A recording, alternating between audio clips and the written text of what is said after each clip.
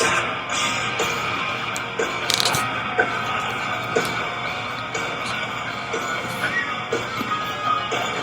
to the jungle. We got fun and games.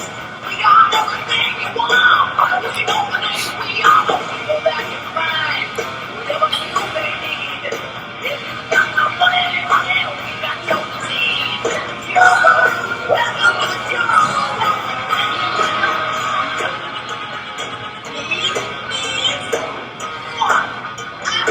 I wanna watch you bleed.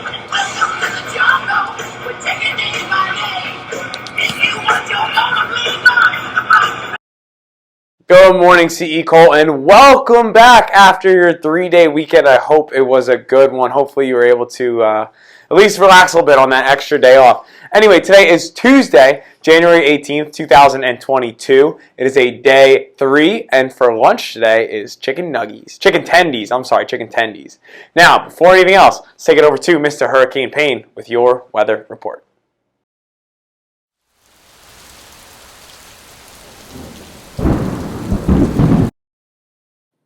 Thanks, Mr. Rankin. That was fantastic. Hey, CE Cole, welcome to Tuesday. Here's your weather report. You're waking up to cold temperatures right now, and as the day wears on, it's not going to warm up too much. It's going to hover right around 32 degrees. In the story this morning into the early afternoon, there's still going to be some wind hanging around from that storm that just went off to the coast in the northeast region of the United States, and that wind is going to be hanging around until the evening hours.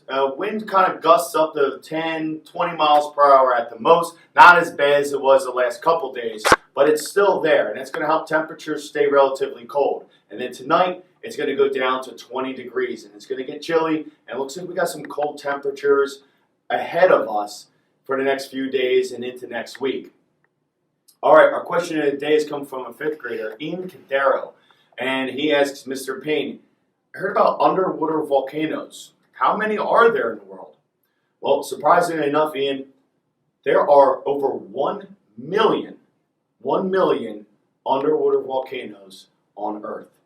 And 3/4 of all volcanic activity on Earth comes from underwater volcanoes.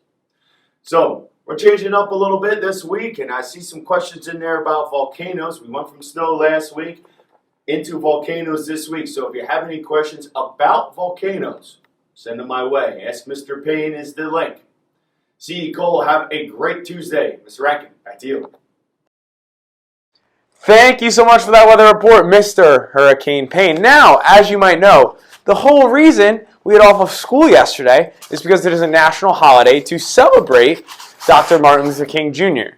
Now, you probably know the name. You might not know everything that he did, but he's a pretty important guy, all right? So, a little bit about the actual holiday before I talk about what he did.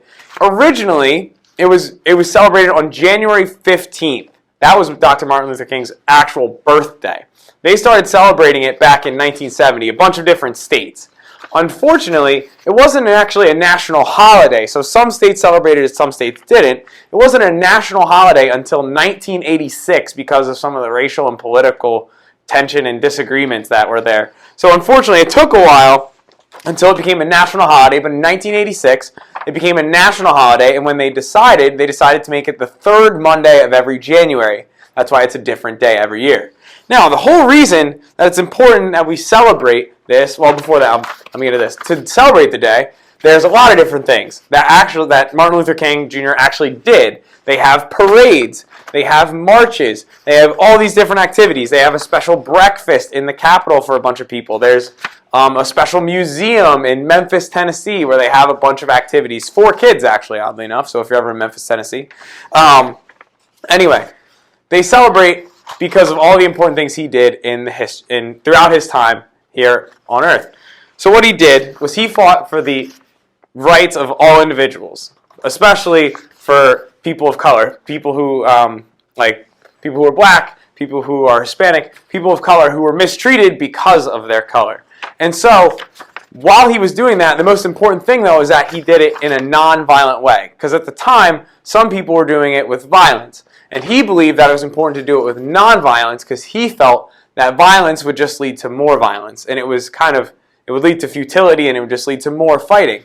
So we said nonviolence was the best way to do it. And some of the things that he did is he did boycotts, where like in Montgomery, if you've ever heard of Rosa Parks refused to get out of her seat when a white person said, you have to leave your seat. Because that was the law back then. And they boycotted, Martin Luther King organized all of the African Americans who lived in Montgomery, Alabama to boycott the buses, which eventually the bus company's like, we're losing out on a lot of money because all of these people are not riding the bus. We need to change the laws.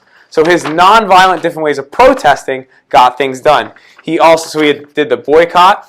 He also he participated in many different things. I'm totally blanking on the other one.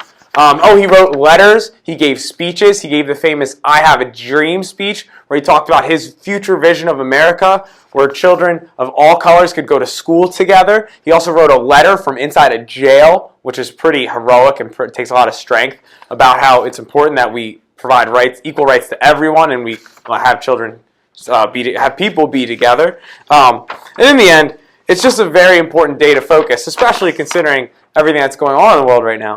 You know, it's important that we all try and treat each other with respect and look out for each other. And we take a day like yesterday, and hopefully we translate it into when we're in school and when we're with our family, to treat each other with respect and to treat each other as equals and to try our best to work together as people.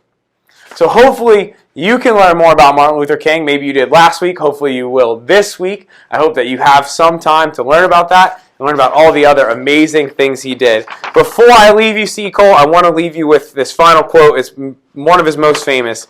It says that darkness cannot drive out darkness, but you need light to do that. And in the same way, hate cannot drive out hate. You need love to do that. So C. Cole, hopefully you can show some respect to those people around you and do something that Dr. King would want you to do.